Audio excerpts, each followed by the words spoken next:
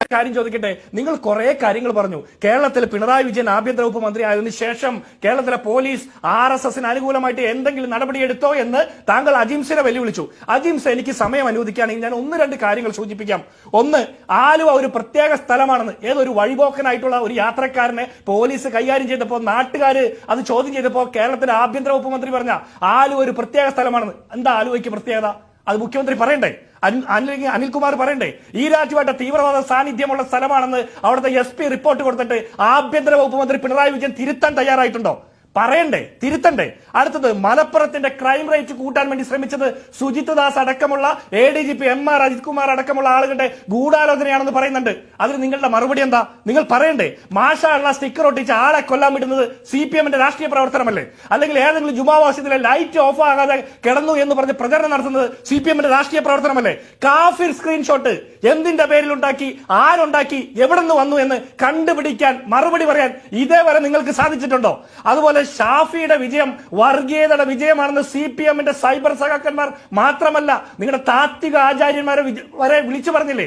അതിന്റെ ഉത്തരവാദിത്തമാർക്കാ? അതൊക്കെ RSSന്റെ രാഷ്ട്രീയമല്ലേ? CAAക്കെതിരെ സമരം ചെയ്തപ്പോൾ സമരം ചെയ്ത ആളുകൾക്കെതിരെ കലാപഹോനത്തിന് കേസെടുത്തത് സംഘപരിവാറിന്റെ അജണ്ടയല്ലേ? പാലസ്തീൻ വിഷയത്തിൽ സമരം ചെയ്ത മനുഷ്യർക്കെതിരെ കേസെടുത്തത് സംഘപരിവാറിന്റെ അജണ്ടയല്ലേ? അതൊക്കെ കലാപഹോനത്തിനല്ലേ കേസെടുത്തത്? എന്ത് കലാപമാണ് മാഷേ ഈ CAAക്കും അല്ലെങ്കിൽ പാലസ്തീൻ വിഷയത്തിലും സമരം ചെയ്ത മനുഷ്യർ ഈ സമൂഹത്തിൽ ഉണ്ടാക്കിയത്? പിന്നെ യൂണിഫോം സിവിൽ കോഡ് നടപ്പാക്കണമെന്ന് നിങ്ങൾ ആവശ്യപ്പെടുന്നു. അതുപോലെ തന്നെ ലവ് ജിഹാദുമായി ബന്ധപ്പെട്ട വിഷയത്തിൽ VS അച്യുതാനന്ദൻ പറഞ്ഞ പ്രസ്താവനയാണ് നോർത്ത് ഇന്ത്യയിലെ BJPയുടെ നേതാക്കന്മാർ എൻഡോഴ്സ് ചെയ്തുകൊണ്ട് എടുത്തു പറയുന്നത്. അതിനുള്ള അവസരം കൊടുത്തത് നിങ്ങളല്ലേ? അതുപോലെ നൂറുകണക്കിന് കാര്യങ്ങൾ UDFൽ മുസ്ലിം ലീഗാണ് കാര്യങ്ങൾ തീരുമാനിക്കുന്നതെന്ന് പറഞ്ഞാൽ അതിന്റെ അർത്ഥം എന്താ? ഇവിടെ മതവർഗീയവാദത്തിനുള്ള സാധ്യത കൊടുക്കല്ലേ? മതമൗലികവാദികൾക്ക് തമ്മിൽ തരാനുള്ള സൗകര്യം ഒരുക്കി കൊടുക്കുന്ന പ്രസ്താവനയല്ലേ? അത് നടത്തിയതാരാ? പിണറായി വിജയനാണ്. അതുപോലെ 2 ട്രെയിൻ അറ്റാക്കുകൾ കേരളത്തിൽ നടന്നു. ആ അറ്റാക്ക് ചെയ്ത ട്രെയിൻ കത്തിച്ച 2 പ്രതികളിൽ അവരുടെ മതം നോക്കിക്കൊണ്ട് തീവ്രവാദ ചാപ്പ കുത്തിയത് ADGP MR അജിത് കുമാർ അല്ലേ? നിങ്ങളുടെ മറുപടി എന്താ? നിങ്ങളുടെ ആഭ്യന്തര വകുപ്പ് മന്ത്രി പിണറായി വിജയനോ പൊളിറ്റിക്കൽ സെക്രട്ടറി P ശശിയോ പാർട്ടി സെക്രട്ടറി MV ഗോവിന്ദനോ അക്കാര്യത്തിൽ ഒരു ക്ലാരിഫിക്കേഷൻ പറഞ്ഞിട്ടുണ്ടോ? മതം നോക്കിക്കൊണ്ട് തീവ്രവാദ ചാപ്പ കുത്തുന്നത് CPMന്റെ നിലപാടെന്താ? നിങ്ങൾ പറയണ്ടേ? അതുപോലെ RSSന്റെ നേതാവ് മോഹൻ ഭഗവത് പിണറായി ഭരിക്കുന്ന കേരളത്തിൽ വന്ന സ്കൂളിൽ കൊടി ഉയർത്തിയത്, അതുപോലെ തന്നെ പിണറായി വിജയന്റെ മനസാക്ഷി സൂക്ഷിപ്പുകാരൻ MR അജിത് കുമാർ ഈ പറഞ്ഞ RSS നേതാക്കന്മാരെ കണ്ടതും, അതുപോലെ കൊടിഞ്ഞി ഫൈസൽ വധക്കേസിലും റിയാസ് മൗലവി വധക്കേസിലും ഒക്കെ നിങ്ങളെടുത്ത നിലപാടുകൾ, ഇങ്ങനെ നൂറുകണക്കിന് കേസുണ്ട്.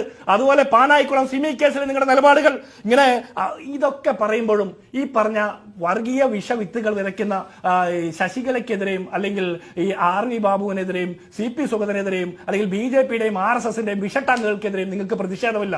ഏതെങ്കിലും മനുഷ്യന്മാർ ഈ രാജ്യം ഭരിക്കുന്ന നരേന്ദ്രമോദി സർക്കാരിനെതിരെ പോരാട്ടം നടത്തിയാൽ, തെരുവിൽ സമരം ചെയ്താൽ നിങ്ങൾ വർഗീയ ചാപ്പകുത്തും കലാപഹനത്തിന് കേസെടുക്കും. എന്നിട്ട് ചോദിക്കുക കേരളത്തിലെ പോലീസിന് RSSനോട് ഒരു താല്പര്യമില്ല, ഏതെങ്കിലും സംഭവം ചൂണ്ടിക്കാണിക്കാമെന്ന്. ഇനിയും സമയം തന്നെ ഞാൻ ഇനിയും പറയും. എന്റെ കയ്യിൽ ലിസ്റ്റ് ഉണ്ട്. അനിൽകുമാറിന് മറുപടി പറഞ്ഞു.